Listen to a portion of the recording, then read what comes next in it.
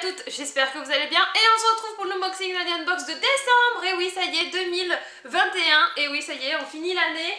Et voici notre thème. Alors, on a enfin récupéré les thèmes. C'est King of Tokyo. Et du coup, je vais passer à une petite explication de ce qui m'est passé il n'y a pas longtemps là. Donc, je vous explique la petite, on va dire, mésaventure. Il y a plus grave dans la vie, ça c'est clair.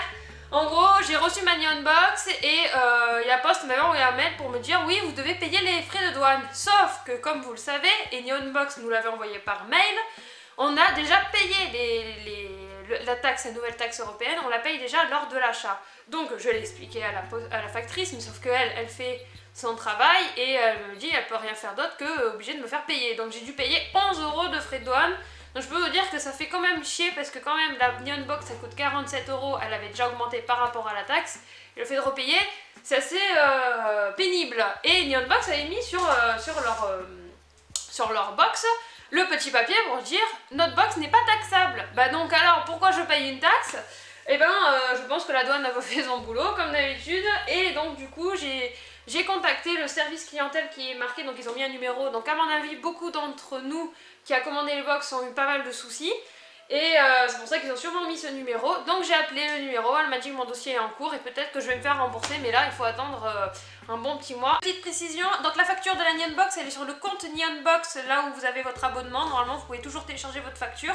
Donc ça c'est ce qui permet de justifier. Et le numéro de service clientèle hein, c'est celui que je vais vous afficher en bas. C'est celui qui permet de faire votre réclamation, c'est celle de la poste, hein, tout simplement, c'est une plateforme et après ils vous transféreront la demande. Donc je vous le dis quand même, c'est 08 10 821 821 et après vous avez juste à les contacter et vous verrez bien ce qu'ils vont dire. Peut-être que si tout le monde appelle pour leur dire pourquoi j'ai payé, ils vont peut-être se dire ah, peut-être qu'il y a un souci avec cette box. 11 € c'est pas non plus voilà, mais ça fait quand même, c'est pénible quoi, hein, on n'a pas prévu ça. Et donc ça fait réfléchir si est-ce que j'ai encore ce problème en janvier, est-ce que je vais continuer à Unbox? Et je pense que beaucoup de personnes vont se poser la question, s'il y a trop de soucis, est-ce qu'on va arrêter à Unbox? Donc c'est assez problématique parce que moi je l'apprécie cette box, je l'aime bien.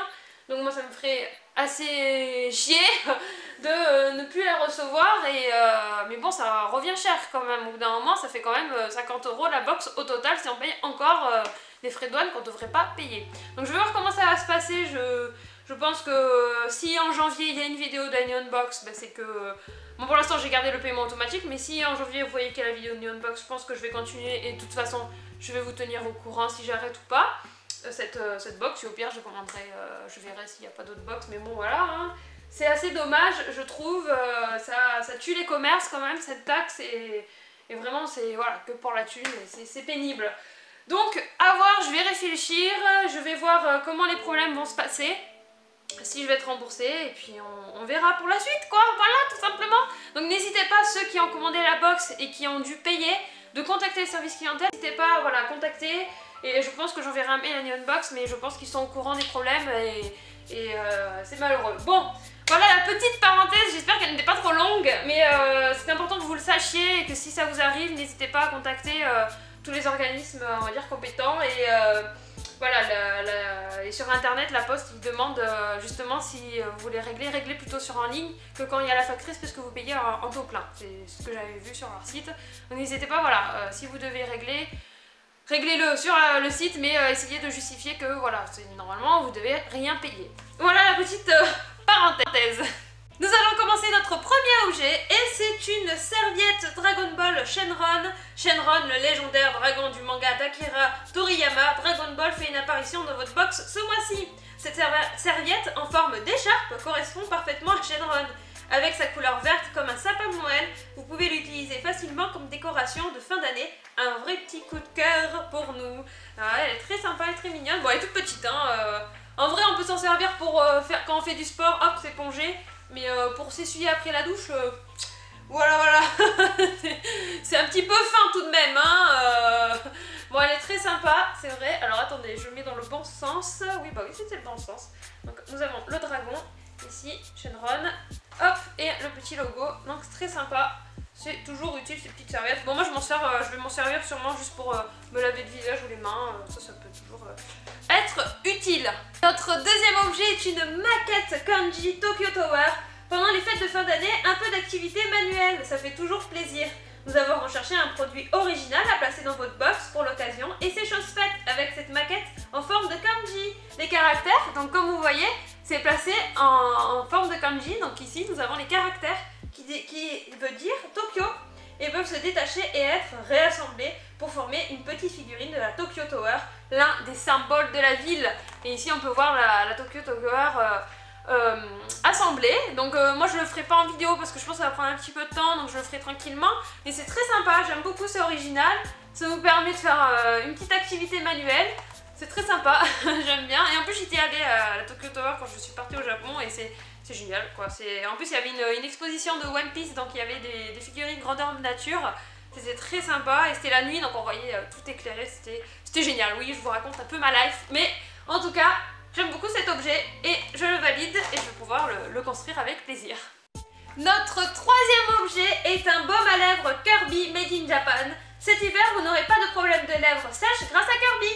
Ce joli baume à lèvres reprend un design de Kirby en voyage dans une préfecture du Japon, Okinawa, Kyoto, Yokohama, Osaka ou Hokkaido au hasard dans votre box. Donc oui, c'est des designs limités et moi j'ai Yokohama, donc oui, bon là j'ai ouvert, mais voilà, c'est Yokohama et c'est Kirby, hein, donc je pense que c'est goût pêche. Regardez, il y a une pêche, donc bon, ça doit être goût pêche, donc je vais le sortir. Et voici le petit tube, on dirait un tube de colle, c'est trop mignon. J'aime beaucoup, c'est utile et en plus c'est original. Donc Yokohama, édition limitée. Donc après le petit baume, si vous voulez le garder, c'est toujours sympa. Donc ça s'ouvre comme ça et en dessous on fait tourner. Ça fait monter le petit baume et hop, on l'applique. C'est très sympa. J'adore l'odeur, ça fait très bonbon. Bonbon pêche, mais je sais pas, je dirais pas vraiment de la pêche. Mais ça sent super bon et c'est agréable sur les lèvres quoi, tout simplement, c'est très sympa. J'aime beaucoup, c'est original et en plus c'est utile. Donc voici notre petit baume à lèvres Yokohama Kirby. Notre quatrième objet, c'est une peluche Jujutsu Kaisen. L'événement ce mois-ci au Japon, c'est la sortie du tout premier film Jujutsu Kaisen au cinéma. Celui-ci reprend le volume 0 du manga, c'est-à-dire le préquel à l'histoire publié sous forme de one-shot en 2018. Pour l'occasion, nous avons sélectionné et placé dans votre box une peluche d'un des personnages au hasard parmi Yuji Hidatori, Gojo Satoru, Megumi Fujigoro et Nobara Kuchisaki. Donc ça veut dire qu'on aura tous une peluche chacune différente, donc c'est pas mal du tout. Et nous avons Gojo Satoru, il me semble, parce que je n'ai pas encore vu l'anime, mais je crois que c'est l'un des personnages phares de la série. Donc je suis très contente de la voir. La peluche est plutôt correcte, je dirais pas qu'elle est comme la qualité des autres parce qu'elle est vraiment en tissu, donc c'est assez spécial, c'est pas comme d'habitude. Elle est très jolie quand même. Hop, et nous avons le sens du détail parce que je sais qu'il a des yeux en dessous, c'est très sympa, j'aime beaucoup. On a vraiment le sens du détail parce qu'ils auraient pu vraiment juste le coudre par-dessus et pas faire les yeux. Mais franchement, c'est pas mal du tout, ça correspond bien au personnage de ce que j'ai vu hein, sur internet. Parce qu'on est vite spoilé, hein, je vous le dis, maintenant, si tu regardes pas de suite les séries, c'est compliqué.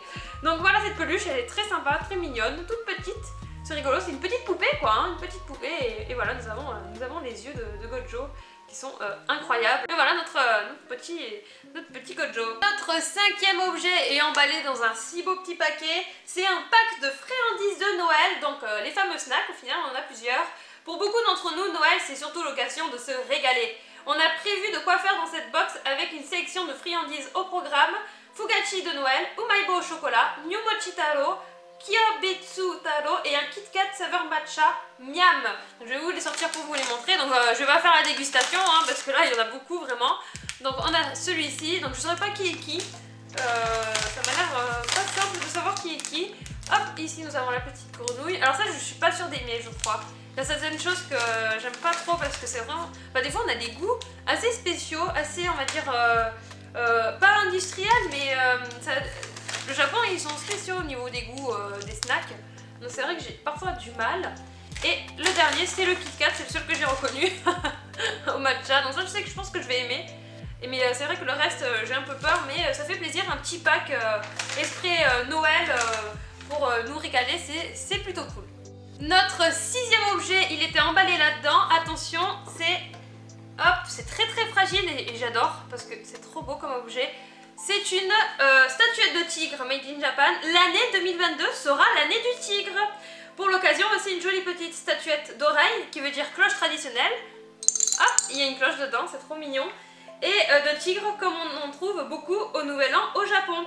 Le dessin sur la statuette symbolise des éléments typiques du nouvel an japonais appelé Chochikubai, représentant un pin, un bambou et des fleurs de prunier. Donc je suppose que le pin il est là, le bambou ici, et ici nous avons les pruniers. Donc c'est très joli, j'aime beaucoup, j'adore ce genre de statuette. Et l'année dernière nous avons eu l'année du rat. Donc au moins on sait quelle année, quel animal sera l'année prochaine. Donc c'est celle du tigre et nous avons bien sûr ça qui nous permet de faire un petit présentoir très très mignon. J'aime beaucoup, je trouve ça trop chou et puis ça porte bonheur, hein. On dit que ça porte bonheur donc c'est très mignon. Voici l'année du tigre, voilà, j'aime beaucoup cet objet. Notre 7e objet, attention, c'est une figurine Shaman King. L'année 2021 aura été marquée par le grand retour d'un manga qui a bercé l'enfance de beaucoup d'entre nous, Shaman King, dont moi, parce que moi j'ai connu ça petite. Cette dernière box de l'année est l'occasion de mettre ce manga en avant à travers une collection de figurines disponibles au Japon depuis peu. 3 personnages possibles, Yo Asakura, son frère Ao Asakura ou alors Anna Kiyoyama. Donc franchement, c'est top, c'est super, c'est une vieille licence qu'ils ont remis au goût du jour et qui j'ai vu qu'ils ont sorti sur Netflix. Donc une nouvelle réadaptation. Donc c'est plutôt top. Et bien je vais l'ouvrir tout de suite.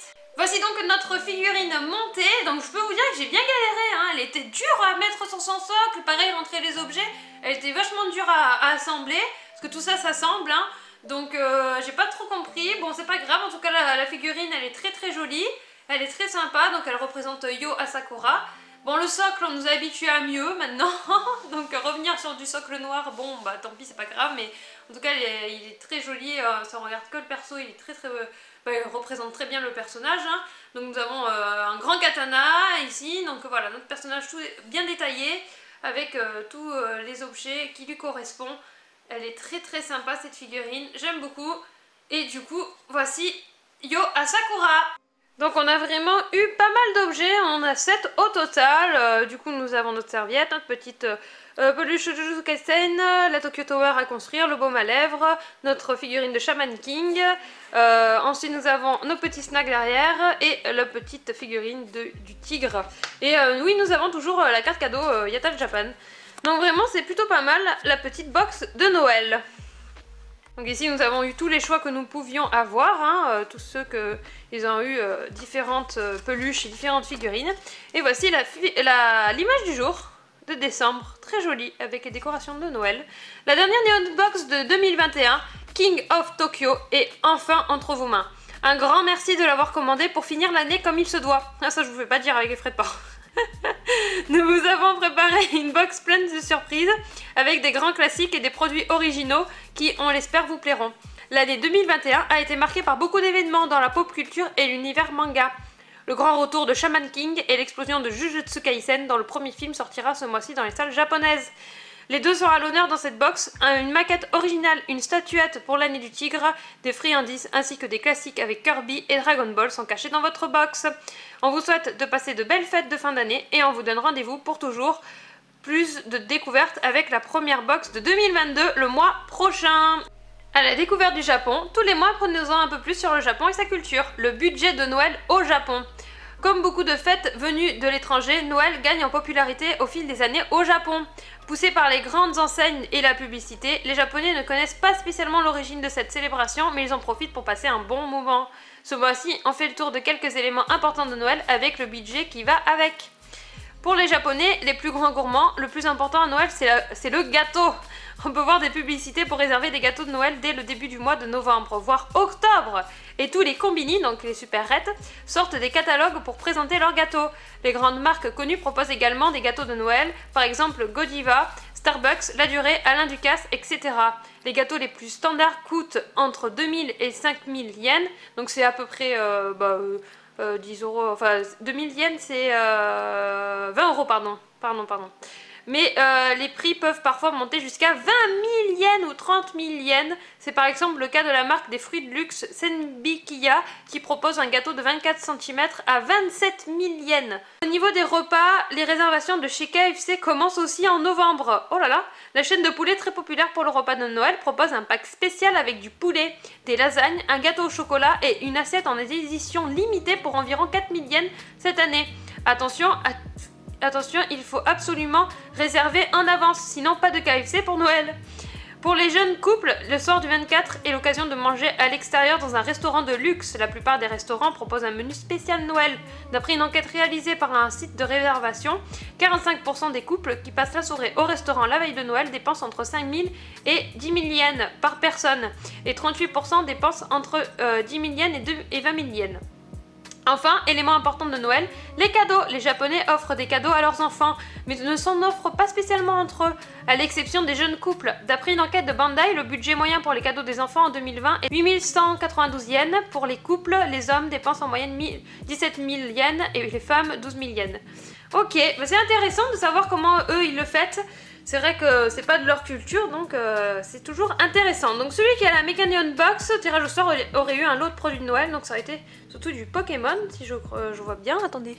Oui, c'est du Pokémon tout ça. Hein. Très bien, bah, c'est très sympa. Sachant que je crois que ce Pikachu, il peut être sur Yata Japan. Du coup, on se retrouve pour le clap de fin. J'espère que cette vidéo vous a plu, n'hésitez pas à like, à vous abonner et à commenter. Je vous souhaite de joyeuses fêtes, passez une bonne fin d'année et on se retrouve pour l'année prochaine, c'était Vedite. Bye bye.